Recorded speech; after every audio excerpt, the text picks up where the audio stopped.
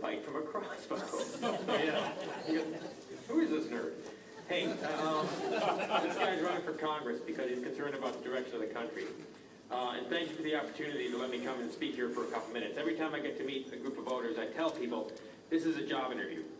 I'm asking you to hire me to represent you in Washington, D.C. Because Clint Eastwood had said one thing at that convention that made a lot of sense to me. You are our employees. And that's the way I look at public service. The American people, the people of this district, hire the person to represent them in Washington. That means you're the employer, I'm the employee. I'm a guy who believes in term limits. I think folks stay there too long. People change. I think we need private sector people to go into the government and get things done. By trade, I'm an attorney. I'm used to negotiating. I'm told by a client, I need 2 or 3 things in that contract when you get done. Please bring it back to me so I can sign that contract. And I understand the person coming in from the other side has that same concern, that they have to walk away with the contract too. It's a win-win situation you're looking for. You're not going to be 100% happy all the time, but you can get to 80% and you can get to work, because that's what we do in the private sector.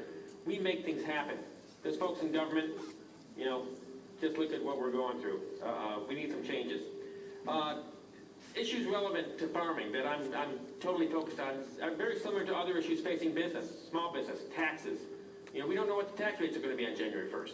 We're concerned about income taxes. We're concerned about estate taxes. I do favor a repeal of the estate tax. People build up an asset like a farm their whole lives and like to pass it on to their kids. It would be nice not to have to sell the farm to pay for those taxes. Regulation.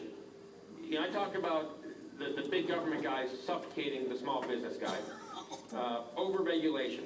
Simple bill that the Republicans offered a couple months ago called the Red Tape Reduction Act and Small Business Job Creations Act.